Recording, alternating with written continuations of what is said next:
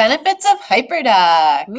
Here we Ooh. go. So I'd like to take a moment to admire this amazing graphic to the right.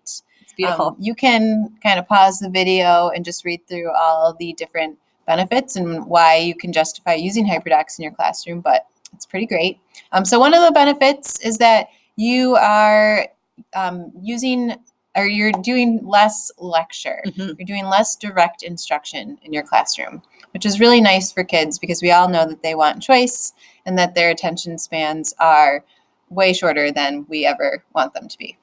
Right. And it really does kind of lead itself right into the more face-to-face interaction. If you are up lecturing, you have 25 kids in your room that are not, they can be at various degrees of, engagement.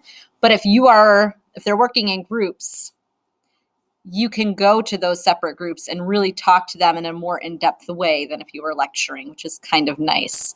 In addition, we know that all of our students have so many varied levels of understanding of the topic. So face-to-face interaction provides more differentiated instruction opportunities as well.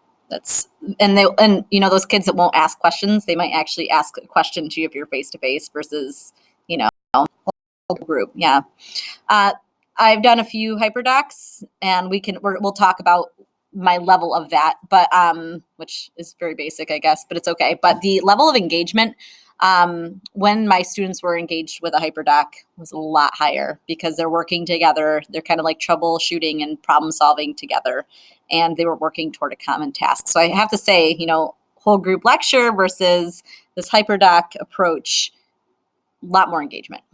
And I will say, I actually had an interesting experience last year when I implemented some Hyperdocs. Students, I think, are so used to the whole group instruction that goes at the teacher pace that initially they were uncomfortable with this idea of working through a Hyperdoc on their own and being independent. So that might be something that you have to address when you start using Hyperdocs in your classroom, because students were a little bit resistant at first. They just wanted me to tell them the information they needed. They wanted me to pace them. And you're really putting the onus on the student and putting their learning in their hands. It really is a huge thing where they just want to sit back and passively learn, and they cannot do this when they're engaged with a Hyperdoc. They have to really put themselves at the forefront and make some decisions for themselves, which they're not used to.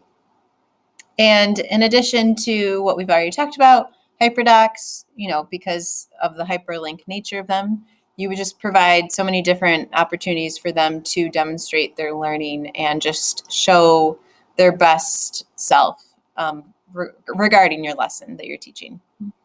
And again, as I talked about, they can pace through the lesson at their own, or at the Hyperdoc at their own pace.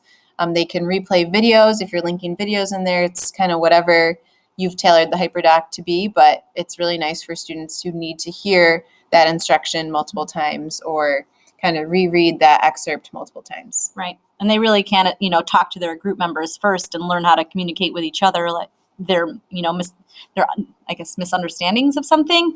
They can say like, hey, I'm not getting this. And instead of going directly to you, they should be asking their group that's kind of working through this thing with them. So we hope that this has kind of expanded your knowledge on why you can justify using Hyperdocs in your classroom. Good luck.